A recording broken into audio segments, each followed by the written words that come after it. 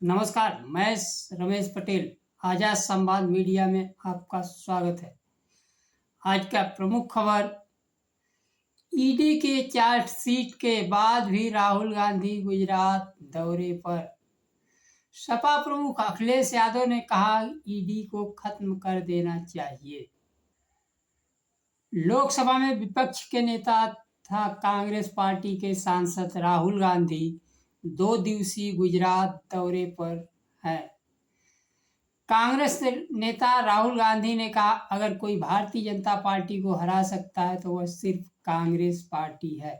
कहा, अगर हमें देश में आरएसएस भारतीय जनता पार्टी को हराना है तो इसका रास्ता गुजरात से होकर जाता है। गुजरात से ही कांग्रेस पार्टी के प्रमुख नेता महात्मा गांधी और सरदार पटेल हुए थे। साथ ही उन्होंने कहा, पार्टी के कुछ लोग भारतीय जनता पार्टी से मिले हुए हैं, उनकी पहचान कर बाहर का रास्ता दिखाना होगा। उन्होंने अरावली जिले के भाड़सा शहर में कार्यकर्ताओं को संबोधित करते हुए कहा, देश में चल रही लड़ाई महज राजनीतिक लड़ाई नहीं है, बल्कि भारतीय जनता पार्टी और आरएसएस और कांग्रेस के बीच विचारधारा की लड़ाई है। कार्यकर्ताओं में जोश भरते हुए कहा कि हमारी पार्टी की शुरुआत गुजरात से हो चुकी है। आपने हमें हमारे सबसे बड़े नेता महात्मा गांधी और सरदार पटेल दिए, लेकिन गुजरात में लंबे समय से हमारी पार्टी हतोत्साहित है। आपके जिले के कई सीनियर नेताओं से मैं मिला, जिन्होंने मुझे बताया हमारे बीच रचनात्मक प्रतिस्पर्धा नहीं है और स्थानीय टिकट वितरण में भी स्थानीय लोगों को शामिल नहीं किया जाता है। अपने संबोधन में घोड़ों का जिक्र करते हुए उन्होंने कहा, एक बारात का घोड़ा होता है, एक रेस का घोड़ा और तीसरा लंगड़ा घोड़ा भी होता है। हम रेस का घोड़ा दौड़ाएंगे, बारात के घोड़ा को नचाएंगे। राहुल गांधी ने जिले की राजनीति जिले से चलाए जाने की भी बात कही। जिले के नेताओं को मजबूत किया जाएगा। जिला अध्यक्षों को जिम्मेदारी और शक्ति सौंपे जाने का काम शुरू हो चुका है और पार्टी में आप लोगों की मदद से जिला चलेगा। बस हम यही चाहते हैं, संगठन और चुनाव लड़ने वालों के बीच जुड़ाव बने। आजकल होता यह है कि कांग्रेस पार्टी के संगठन लोगों को चुनाव जितवाने में मदद करता है और व्यक्ति सांसद विधायक बनने के बाद संगठन को भूल जाता है। स्थानीय लोगों को टिकट वितरण में भागीदारी मिलनी चाहिए। हमें नई पीढ़ी के लोगों को आगे लाना है। कुछ लोग भारतीय जनता पार्टी से साठगांठ भी कर रहे हैं, उन्हें पहचान कर प्यार से अलग करना होगा। 30 वर्षों से अधिक समय से पार्टी सत्ता से बाहर है। कांग्रेस पार्टी गुजरात का अपना मजबूत गढ़ पाने के लिए जिला अध्यक्षों और संगठन को नया स्वरूप दे रही है। देश में आगे बढ़ने के लिए कांग्रेस गुजरात के रास्ते से ही आगे जा सकती है और अपना लक्ष्य प्राप्त कर सकती है।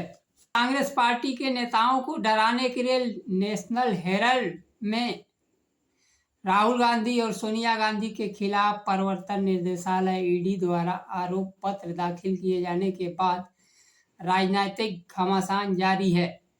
समाजवादी पार्टी के प्रमुख अखिलेश यादव ने कहा, ईडी को समाप्त कर देना चाहिए और मैं कांग्रेस पार्टी से कहूंगा कि इसे समाप्त करने की मांग उसे भी करना चाहिए। आपके पास पहले से आयकर विभाग और जीएसटी है, तो इसका महत्व आप स्वयं कम कर रहे हैं। आपको अपने संस्थानों पर भरोसा नहीं है।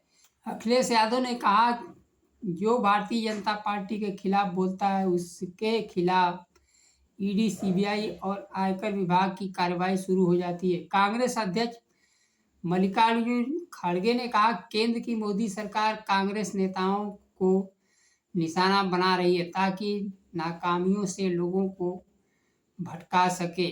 उन्होंने सोशल मीडिया पर लिखा,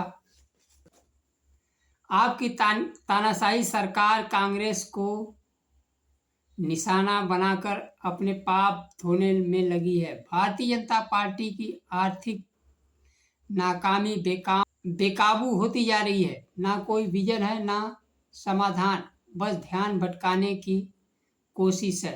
राहुल गांधी का गुजरात में राजनीतिक दौरे बढ़े, उनके कदम रोकने के लिए ईडी सीबीआई को सक्रिय कर दिया गया है। राहुल गांधी जिस प्रकार की राजनीति कर रहे हैं, दलितों, पिछड़ों, आदिवासियों, अल्पसंख्यकों, बहुजनों, शिक्षा, नौकरी, रोजगार, जाति, जनगणना, भागीदारी, सामाजिक और आर्थिक न्याय की बात कर रहे हैं, और कर्नाटक, तेलंगाना में जिस प्रकार से आरक्षण का दायरा बढ़ाया गया, सरकार के कान खड़े हो गए।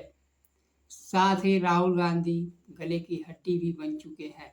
सरकार राहुल गांधी को रास्ते से हटाने के लिए राजनीतिक और कानूनी रूप से उलझा कर रखना चाहती है। देश में ईडी की विश्वसनीयता खत्म हो गई है, क्योंकि ईडी के मामले में सजा का दर आधा % से भी कम है, जबकि कम से कम 99% सजा का दायरा होना चाहिए।